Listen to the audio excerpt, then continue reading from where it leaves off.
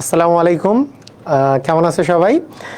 আজকে আমরা তোমাদের বহুপদী দ্বিঘাত সমীকরণ নিয়ে আমরা একেবারে কনসেপ্ট ক্লিয়ার করব। এই বহুপদী দ্বিঘাত সমীকরণের কিভাবে নিশ্চয়ক বের করে, কিভাবে করে মূল বের করে, সেই জিনিসগুলো তোমরা খুব ইজিলি পারবা।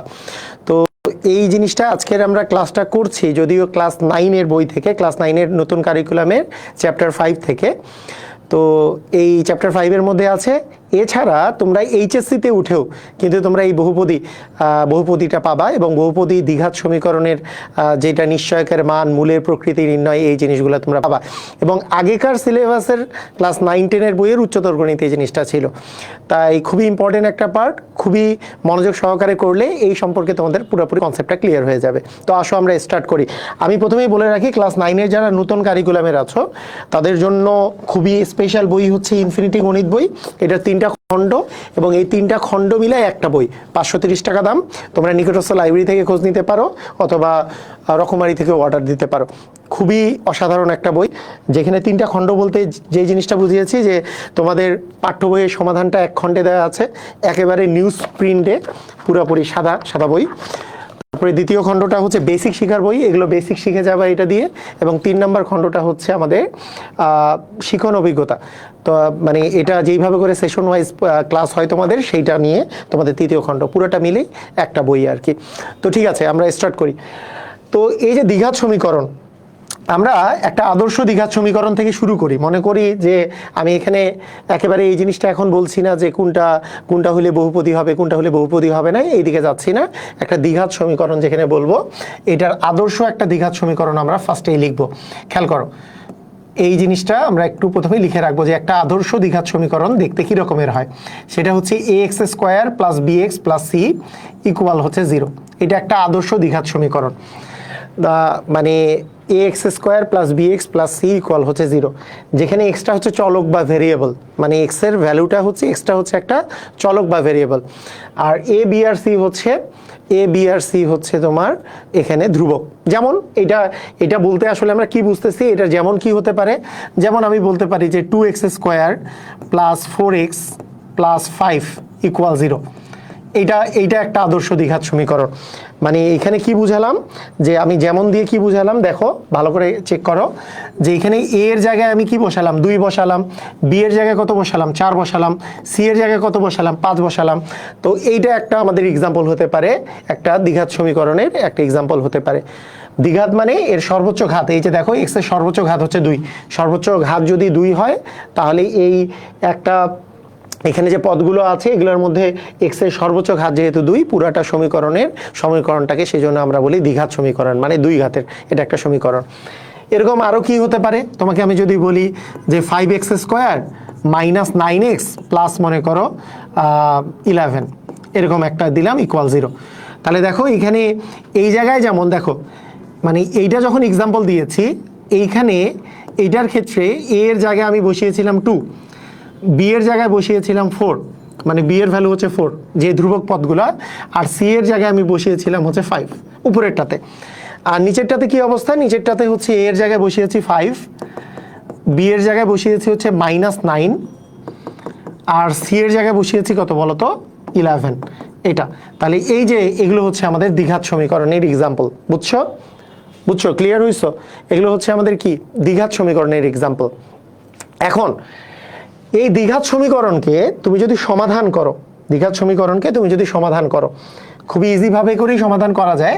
যদিও আমরা এখন সমাধানটা দেখছি না, আমার ইউটিউব চ্যানেলে বা ফেসবুক পেজে তুমি সমাধানটা পেয়ে যাবা, খুব সহজে সমাধান করা যায়। এ কমন নিয়ে খুব সহজেই এটা সমাধান করা যায়। এটা যদি তুমি সমাধান করো, এটার যে সমাধানটা আসবে, এক্স এর যে ভ্যালুটা আসবে, এইটা তোমাকে মনে রাখতে হবে সমাধান করলে কি মান আসে। যেই মানটা আসে, এক্স এর ভ্যালু যেটা আসে, সেটা তোমাকে মনে রাখতে হবে সমাধান করার পরে। এক্স এর মান আসে হচ্ছে -b +√b² - 4ac, ডিভিশন হচ্ছে টুয়াইস এ। এই ভ্যালুটা আসে, এক্স এর ভ্যালু আসে হচ্ছে এটা সমাধান করলে, মানে এটাকে স্কোয়ার + 2ab + b² এই ফর্মুলায় তুমি যদি ভেঙে ফেলো, এই সব ফর্মুলায় যদি তুমি প্রকাশ করে ফেলো, তাহলে তুমি হ্যাঁ, যদি ফর্মুলায় যদি তুমি প্রকাশ করে ফেলো যে ax² + bx + c ইকুয়াল 0, এখান থেকে তুমি যদি এইটাকে just a square plus 2ab plus b square, এই ফর্মুলা এ কমন নিয়ে যদি করো, তারপরে এই পাশে ডান পাশে নিয়ে গেলেই এক্স এর ভ্যালুটা এটা বের হয়। বুঝছো? এক্স এর ভ্যালু কি বের হয়? Minus B plus minus root over B square minus 4ac division twice a. এটা বলতে কি বোঝায়? এই যে দেখো তো প্লাস মাইনাস আছে, এই জিনিসটা বলতে কি বোঝায় একটু খেয়াল করো তো। প্লাস মাইনাস আছে এই জিনিসটা বলতে যেই জিনিসটা বোঝায়, এইটার অ্যাকচুয়ালি দুইটা ভ্যালু পাওয়া যায়। এক্স এর আসলে দুইটা ভ্যালু পাওয়া যায়, একটা হচ্ছে minus B plus root over B square minus 4ac division twice a, এইটা একটা ভ্যালু। এটার আরও একটা ভ্যালু হচ্ছে x equal minus B minus root over B square minus 4ac division হচ্ছে টুয়াইস এ। এক্স এর আসলে তুমি দুইটা ভ্যালু আসলে তুমি পাবা। বুঝছো? এক্স এর একটা ভ্যালু হচ্ছে মাইনাস বি, ওই যে প্লাস মাইনাস দিয়েছি মানে কি, প্লাস দিলে একটা ভ্যালু পাওয়া যাবে, মাইনাস দিলে তুমি আরেকটা ভ্যালু পাবা। তো এইটার এক্স এর মান মানে হচ্ছে এটা কি, এক্সটা কি বলা হয় মূল, মানে সমীকরণটার মূল কত, এইটাই হচ্ছে এক্স এর ভ্যালু কত। হ্যাঁ, এক্স এর ভ্যালু কত মানে সমীকরণটাকে সমাধান করলে যেই মানগুলো পাওয়া যায়, যেই মানগুলো পাওয়া যায় সেটাকে বলে সমীকরণের মূল। অর্থাৎ যেই ভেরিয়েবলটা থাকে সেই ভেরিয়েবলের মানটা, বা ভেরিয়েবল বা চলকের যে মানটা আছে, তাহলে এই মান আসলে তুমি দুইটা পাবা। একটা হচ্ছে minus B plus root over B square minus 4ac, আর একটা হচ্ছে minus B minus root over B square minus 4ac। Clear? বুঝছো? এখন দেখো, এখন খুব ইম্পর্টেন্ট একটা বিষয়টা খেয়াল করো। তুমি এইখানে পুরাটা মনে করো যে ভ্যালুগুলা যে আছে, এই ভ্যালুগুলার উপরে তুমি এক্স এর মানটা কি রকমের হবে সেইটা জিনিস ডিপেন্ড করে। এক্স এর মানটা কি রকমের হবে কথাটার অর্থ কি, ভালো করে চেক করো, ভালো করে মনোযোগ দাও যে এক্সটা কি হবে, এক্স এর ভ্যালু কি হবে, তুমি কিভাবে করে বুঝবা যে minus B plus minus root over B square minus 4ac। এইখানে খুবই মজার ব্যাপার হইল, এখানে সবচেয়ে ইম্পর্টেন্ট পার্ট হচ্ছে বি স্কোয়ার মাইনাস 4ac। কেন বলো দেখি কেন? কারণ এই বি স্কোয়ার মাইনাস 4ac-টা আছে কোথায়? এই রুটের ভিতরে আছে না? এই রুটের ভিতরে আছে বি স্কোয়ার মাইনাস 4ac-টা। যেহেতু বি স্কোয়ার মাইনাস 4ac-টা রুটের ভিতরে আছে, এই জিনিসটার উপরে সবকিছু ডিপেন্ড করে। তুমি বলবা কেন সবকিছু ডিপেন্ড করছে? ব্যাপারটা শোনো। তোমরা সবাই জানো এই বি স্কোয়ার মাইনাস 4ac যেহেতু রুটের ভিতরে আছে, যদি আমাদের রুটের ভিতরে যদি কখনো মাইনাস ভ্যালু আসে, মনে করো মাইনাস, আমি দিলাম যে মাইনাস রুট ওভার -3, রুট দিয়ে দিলাম -3, তাহলে বলো তো রুটের ভিতরে যদি তুমি মাইনাস দাও, এটা কি বাস্তব নাকি অবাস্তব? অ্যান্সার হচ্ছে রুটের ভিতরে মাইনাস দিলে সেটাকে আমরা বলি হচ্ছে অবাস্তব। রুটের ভিতরে মাইনাস দিলে এটাকে বলি আমরা ইমাজিনারি নাম্বার বা অবাস্তব সংখ্যা বা কাল্পনিক সংখ্যা। ঠিক আছে?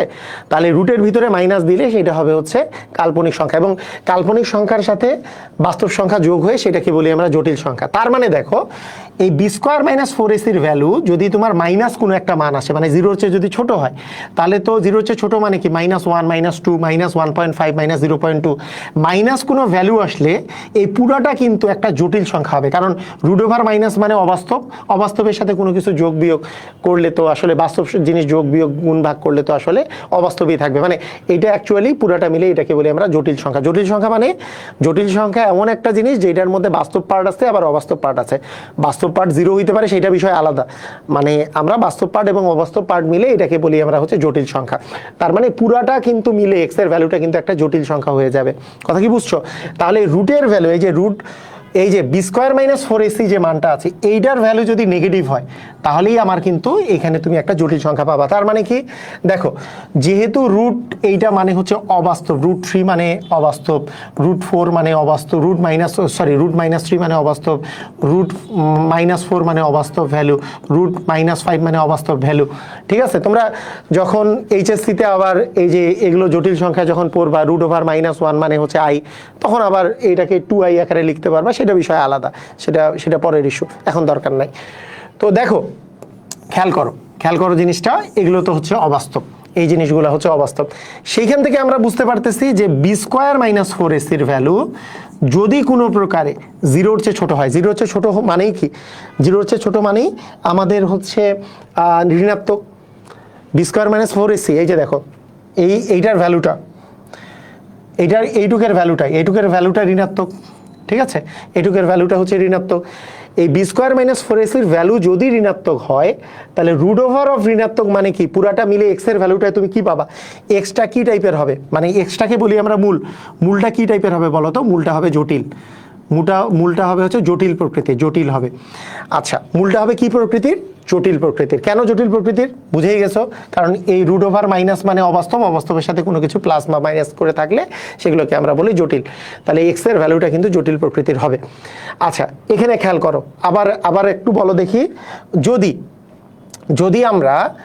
যদি আমরা বলি বি স্কোয়ার মাইনাস ফোর এসির ভ্যালু, এইবার একটু খেয়াল করো, এইবার তোমরা সবাই মনোযোগ দিয়ে খেয়াল করো। ধরো বি স্কোয়ার মাইনাস ফোর এসির ভ্যালুটা আমি যদি বলি ইকুয়াল জিরো আছে, ইকুয়াল জিরো, আমি এটা বললাম বি স্কোয়ার মাইনাস ফোর এসির ভ্যালুটা ইকুয়াল জিরো। তার মানে দেখো তো এইটুকের ভ্যালু যদি জিরো হয়, এইটুকের ভ্যালুটা যদি জিরো হয় বি স্কোয়ার মাইনাস ফোর এসির ভ্যালুটা, তাহলে রুট জিরো মানে কত, আমরা জানি কি রুট জিরোর ভ্যালু কত, জিরো। রুট জিরোর ভ্যালু তো জিরো। তাহলে দেখো তো রুট জিরোর ভ্যালু যেহেতু জিরো, তাহলে এইখানে যে মানটা তুমি পাচ্ছ, তাহলে কি রুট জিরো মানে জিরো, এইটুক নাই, মানে প্লাস জিরো করলেও যেই মান পাবা, মাইনাস জিরো করলেও তো একই মানই পাবা। তার মানে এক্স এর ভ্যালু কি আসতেছে, মাইনাস বি বাই টোয়াইসে। তাহলে মাইনাস বি বাই টোয়াইসে কি একটা ভগ্নাংশ সংখ্যা, আর ভগ্নাংশ সংখ্যা মানে মূলদ সংখ্যা। তার মানে তুমি এক্সট্রা পাবা হচ্ছে তুমি মূলদ সংখ্যা, এক্সট্রা কি পাবা বলো তো, মূলদ সংখ্যা, এবং এক্সট্রা পাবা মূলদ সংখ্যা এবং বাস্তব সংখ্যা। এটা তো বাস্তব, যে কোনো ভগ্নাংশ সংখ্যা তো বাস্তব সংখ্যা। মূলটা আর জটিল হবে না, মূলটা হয়ে যাবে বাস্তব। আমি একটু বলে দিচ্ছি, মূলটা পেয়ে যাবা তুমি বাস্তব, তার সাথে তুমি মূলটা পেয়ে যাবা হচ্ছে তুমি মূলত, কারণ এটা একটা ভগ্নাংশ পাচ্ছ। হ্যাঁ, তো এমন হইতেই পারে, মানে আমি ভগ্নাংশ কেন, মানে ভগ্নাংশ পাইতে পারো, পূর্ণ সংখ্যা পাইতে পারো, এমন কেন, কারণ যদি কাটাকাটি যে পূর্ণ সংখ্যা পাইতেই পারো। তো আলটিমেটলি এটা মূলদ সংখ্যা, ভগ্নাংশ সংখ্যা এবং পূর্ণ সংখ্যা দুইটাই তো মূলদ সংখ্যা, তুমি তাই এখানে তুমি একটা মূলদ সংখ্যা পাবা। তাহলে যদি বি স্কোয়ার মাইনাস ফোর এসির মানটা জিরো আসে, তাহলে এইটুক জিরো, রুট জিরো মানে তো জিরো, তাহলে মাইনাস বি বাই টোয়াইসে, তার মানে বি আর এ এর ভ্যালুর উপরে ডিপেন্ড করছে, এটা ভগ্নাংশ সংখ্যা হইতে পারে আবার পূর্ণ সংখ্যা হইতে পারে। তার মানে এটা একটা মূলদ সংখ্যা, কারণ পূর্ণ সংখ্যা বা আর হচ্ছে ভগ্নাংশ সংখ্যা দুটাই হচ্ছে মূলদ সংখ্যার অন্তর্ভুক্ত। যে সকল সংখ্যাকে পি বাই কিউ আকারে প্রকাশ করা যায়, যেখানে P Q element of Z, Q not equal zero, তাকে মূলদ সংখ্যা বলে। এগুলো তোমরা জানো তাই না, এই মূলদ সংখ্যার যে ডেফিনেশন। তার মানে এইটা কিন্তু একটা মূলদ সংখ্যা হবে। আচ্ছা, এইখানে আরেকটা জিনিসও বলে রাখি, তুমি দেখো তো এখানে প্লাস জিরো করলে যেই মান পাবা, মাইনাস জিরো করলে কি ভিন্ন মান পাবা নাকি সেম মান পাবা, সেম মান পাবা। তাই আমরা বলি এইখানে দেখো উপরেরটার ক্ষেত্রে যেহেতু যদি জিরোর চেয়ে কম হয়, যাই মানই আসুক না কেন, প্লাস সামথিং করলে যেই মান পাবো, মাইনাস সামথিং করলে আলাদা মান পাবো। তাহলে মূল দুইটা যে আমরা পাবো, দুইটা ভিন্ন ভিন্ন মূল পাবো, কারণ প্লাস সামথিং করলে একটা মান, মাইনাস সামথিং করলে আলাদা মান প্রথমটার ক্ষেত্রে। কারণ এই যে যদি লেস দ্যান জিরো হয় এইটার ক্ষেত্রে, কারণ প্লাস সামথিং করলে যেই মান পাবো, মাইনাস সামথিং করলে আলাদা মান পাবো। তাই এই ক্ষেত্রে আমরা বলি মূল কি, মূল হচ্ছে অসমান, মানে মূল সমান না। কারণ প্লাস সামথিং একটা তো ভ্যালু আছে, সেটা রুট ওভার মাইনাস থ্রি যদি বলো, plus root over minus three আবার minus root over minus three, আলাদা আলাদা মান পাচ্ছ। তার মানে তুমি আলাদা আলাদা ভ্যালু পাবা। তার মানে এখানে মূলগুলা কিন্তু অসমান হবে, সমান হবে না। কিন্তু যদি জিরো হয়, জিরো হইলে প্লাস জিরো করলে যেই মান পাবা, মাইনাস জিরো করলে তো সেম মান পাবা। তাই এখানে আমরা বলি মূলগুলা হচ্ছে সমান। এখানকার মূলগুলাকে কি বলি আমরা বলো তো, সমান বলি। মূলগুলা পাবা হচ্ছে তুমি সমান পাবা। বুঝছো? ক্লিয়ার? বুঝছো? তাহলে এই ক্ষেত্রে আমরা পাচ্ছি হচ্ছে জটিল এবং মূল অসমান, এই ক্ষেত্রে বাস্তব পাচ্ছি, মূলত পাচ্ছি, মূল সমান পাচ্ছি। আর কি ক্রাইটেরিয়া হইতে পারে? এইবার আরেকটা ক্রাইটেরিয়া দেখো, খুবই ইম্পর্টেন্ট ক্রাইটেরিয়া, সেটা হচ্ছে B square minus four AC greater than যদি জিরো হয়। এখন গ্রেটার দেন জিরো মানে জিরোর চেয়ে যদি বড় হয়, জিরোর চেয়ে বড় হইলে এই রুট জিরোর চেয়ে বড় যদি হয়, রুট ওয়ান যদি করি, রুট টু যদি করি, রুট থ্রি যদি করি, তাহলে যাই করি না কেন রুট ওভার সামথিং তো যদি পজিটিভ থাকে সেটা তো বাস্তব হবে। তার মানে এখানে যদি এইটার মান যদি গ্রেটার দেন জিরো হয়, কোনো সন্দেহ নাই যে এইটার মান, এইটা যে বাস্তব হবে, মূলটা যে বাস্তব হবে, এতে কোনো সন্দেহ নাই, মূল অবশ্যই বাস্তব হবে। মূল অবশ্যই কি হবে বলতো, বাস্তব হবে। আচ্ছা, মূলটা বাস্তব হবে। আরেকটা জিনিস বলতো, মনে করো রুট টু থাকলো, রুট থ্রি থাকলো, রুট ফোর থাকলো, যেই মানই থাক না কেন, প্লাস করলে এক মান পাবা, মাইনাস করলে আরেক মান পাবা। মূল সমান পাবা নাকি অসমান পাবা? মূল সমান পাবা। মূল ডেফিনেটলি কি পাবা বলতো, মূল সমান পাবা, সরি মূল অসমান পাবা। প্লাস করলে এক মান পাবা, মাইনাস করলে আরেক মান পাবা, মানে ভিন্ন ভিন্ন নাম্বার মান পাবা। কারণ প্লাস করলে এখানে যেহেতু এইটার যদি একটা ভ্যালু থাকে, এই প্লাস মান করলে যেই ভ্যালু পাবা মাইনাস মান করলে আলাদা ভ্যালু পাবা, তাহলে মূলদ্বয় হচ্ছে অসমান, রাইট? বুঝছো? মূলদ্বয়কে অবশ্যই তুমি অসমান ভ্যালু তুমি পাবা, মানে সমান কিন্তু তুমি পাবা না। এখন খেয়াল করো, এখন আরেকটা বিষয় আছে। আরেকটা বিষয় কি, আমরা কি জানি, রুটের ভিতরে যদি পূর্ণবর্গ হয়, রুটের ভিতরে √0, √1, √4, √9, √16, রুটের ভিতরে যদি পূর্ণবর্গ সংখ্যা থাকে, তাহলে সেই সংখ্যাগুলো কি, মানে সেই পুরো সংখ্যাটা কি সংখ্যা বলতো? মূলদ সংখ্যা। রুটের ভিতরে যদি কি থাকে বলতো? পূর্ণবর্গ থাকে, তাহলে সেটাকে বলি আমরা হচ্ছে মূলদ সংখ্যা। কিন্তু রুটের ভিতরে যদি পূর্ণবর্গ না থাকে, পূর্ণবর্গ মানে কোনো সংখ্যার বর্গ না, যেমন 2 কোনো সংখ্যার বর্গ না, কিন্তু 1 এর বর্গ 1, তাই 1 একটা পূর্ণবর্গ সংখ্যা। 4 হচ্ছে 2 এর বর্গ করলে 4 পাওয়া যায়, 2 2 এ 4, তাহলে 4 একটা পূর্ণবর্গ সংখ্যা। 9, 3 আর 3 গুণ করলে 9 পাওয়া যায়, 9 একটা পূর্ণবর্গ। কিন্তু 2টা পূর্ণ সংখ্যা গুণ করে তো 2 পাওয়া যায় না, 2টা পূর্ণ সংখ্যা গুণ করে তো 3 পাওয়া যায় না, 2টা পূর্ণ সংখ্যা গুণ করে 5 পাওয়া যায় না, এরা পূর্ণবর্গ না। তার মানে যেগুলা পূর্ণবর্গ না তাদের রুট করলে সবসময় তুমি কি পাবা বলো তো? অমূলদ পাবা।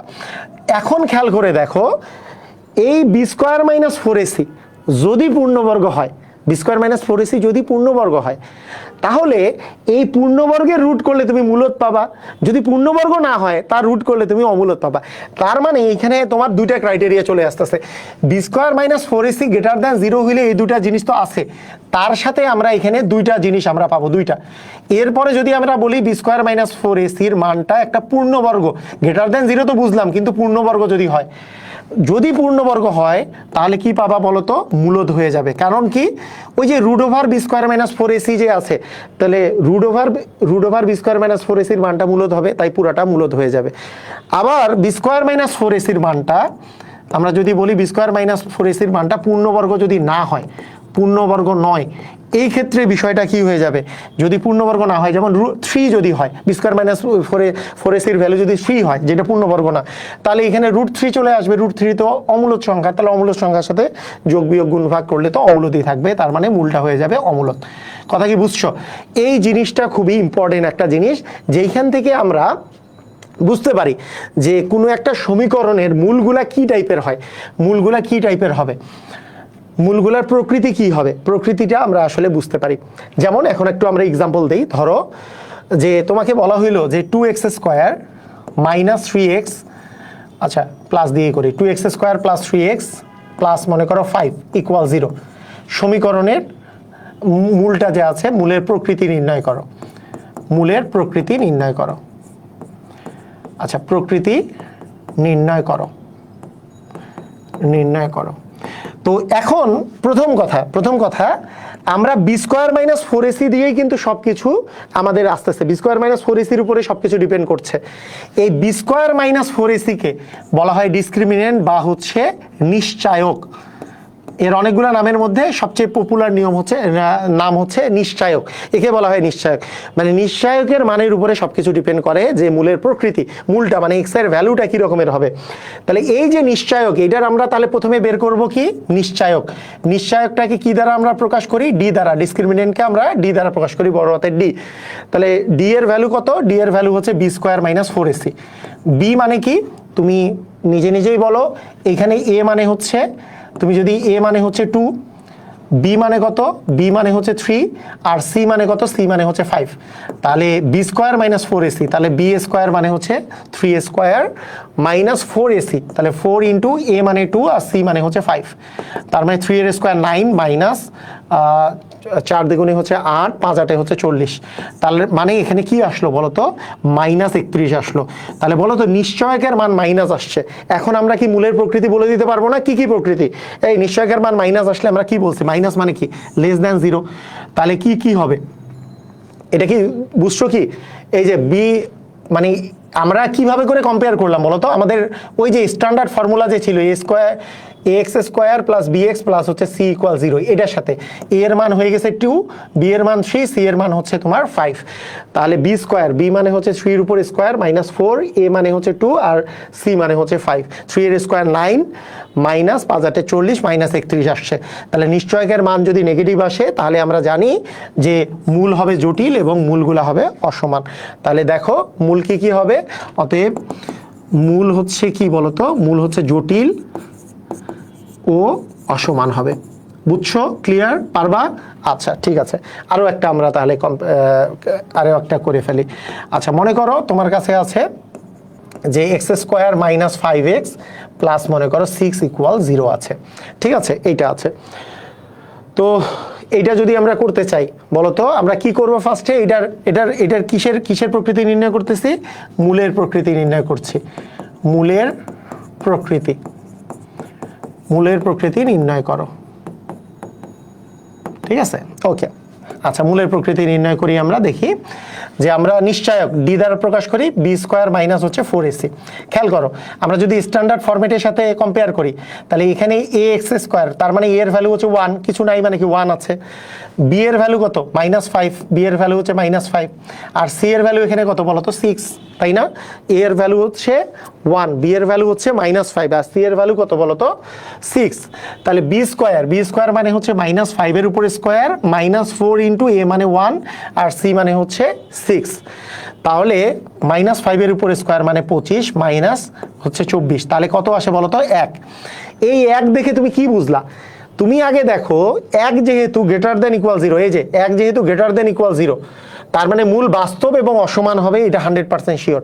যেহেতু গ্রেটার দেন 0 হয়েছে, গ্রেটার দেন 0 মানে 0-র চেয়ে বড়, তো তার মানে মূল কি বলতো? মূল কি? মূল হচ্ছে বাস্তব। মূল তো হচ্ছে অবশ্যই বাস্তব। যদি গ্রেটার দেন 0 হয় তাহলে বাস্তব এবং অসমান হবে। সমান হবে শুধুমাত্র যদি নিশ্চয়কের মান 0 হয়, তখনই শুধুমাত্র মূল সমান হয় নিশ্চয়কের মান 0 হলে, কারণ √0 মানে 0, তাহলে সমান চলে আসে। এর সাথে এই 1 কি একটা পূর্ণবর্গ সংখ্যা না? কারণ 1 এর বর্গ করলে যেহেতু 1 আসে, যেহেতু এটা একটা পূর্ণবর্গ সংখ্যা, এই পূর্ণবর্গ সংখ্যা হইলে কি বলেছি? মূলটা তাহলে কি হবে? মূলটা হয়ে যাবে মূলত। এটা বলেছি না? এটা কিন্তু মূলটা হয়ে যাবে মূলত। এই যে দেখো, খেয়াল করো এখানে কিন্তু আমাদের দেওয়া আছে যে যদি পূর্ণবর্গ হয়, ঠিক আছে, বাস্তব আর অসমান তো ঠিক আছে, কিন্তু তার সাথে যদি আবার এইটা যদি পূর্ণবর্গ হয়, যেহেতু 1 একটা পূর্ণবর্গ সংখ্যা, 1 যেহেতু একটা পূর্ণবর্গ সংখ্যা, তার মানে বাস্তব অসমানের সাথে কিন্তু এটা কিন্তু মূলদ হয়ে যাবে। রাইট? বুঝছো? এটা কিন্তু আমাদের মাথায় রাখতে হবে, এটা কিন্তু কি হয়ে যাবে? মূলদ হয়ে যাবে।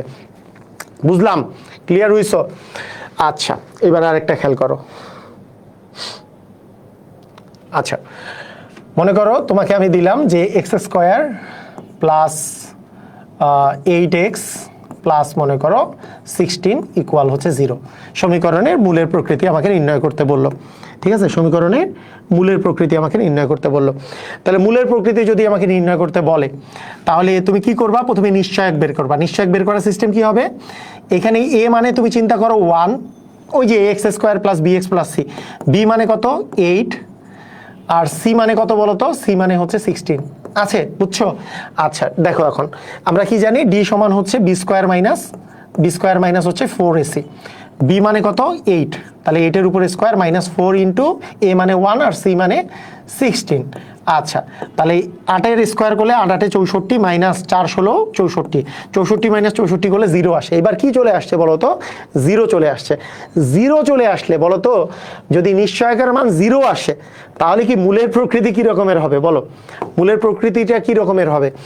মূলের প্রকৃতি তুমি ওই যে বললাম 0 আসছে মানে কি? বি স্কোয়ার মাইনাস 4ac, তার উপরে রুট দিলে √0 মানে তো 0, তার মানে এইটা কি মূলটা কি মূলত হবে না? মানে প্রথমে বলো যে মূলটা বাস্তব নাকি অবাস্তব? অবশ্যই বাস্তব, কারণ √0 তো 0 হয়, তার মানে এটা তো অবশ্যই বাস্তব পাবা।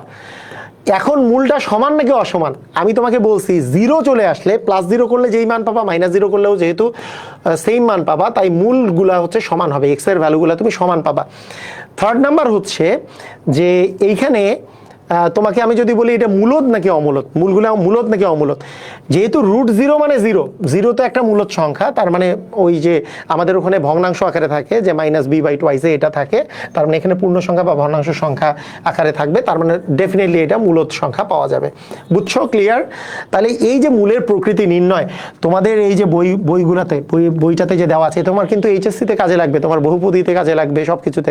আমি এইচএসসির ক্লাস যখন নিব তোমরা দেখতে পাবা যে এই জিনিসটা প্রথম পার্টেই আছে বহুপদীর। তো তোমরা যারা এইচএসসির আছো তাদেরও এই ক্লাসটা কাজে লাগবে, যারা ক্লাস 10-এ আছো তাদের চ্যাপ্টার 5-এর জন্য এটা কাজে লাগবে, চ্যাপ্টার 5-এ এটা আছে। আর যারা ক্লাস 9-এ আছো নতুন কারিকুলামে, তাদেরও চ্যাপ্টার 5-এ আছে এটা। হ্যাঁ, চ্যাপ্টার 5 নাম্বার যেই চ্যাপ্টারটা আছে সেটার নাম হচ্ছে বাস্তব সমস্যা সমাধানে সহ সমীকরণ। এটা খুবই ইম্পর্টেন্ট একটা চ্যাপ্টার। তাহলে এই যে 3টা খণ্ডের যে বইটা আছে ইনফিনিটির, এই বইটার সঙ্গে সব জায়গায় পাওয়া যাচ্ছে লাইব্রেরিতে, সবাই সংগ্রহ করে নাও। বইটা তোমাদের অনেক বেশি উপকারে দিবে, কারণ বেসিক থেকে অ্যাডভান্স লেভেলে পুরো জিনিসটা তোমরা ক্লিয়ার হয়ে যাবে। তো ঠিক আছে, আজকের ক্লাস আমাদের এই পর্যন্তই। সবাই ভালো থাকো, আল্লাহ হাফেজ।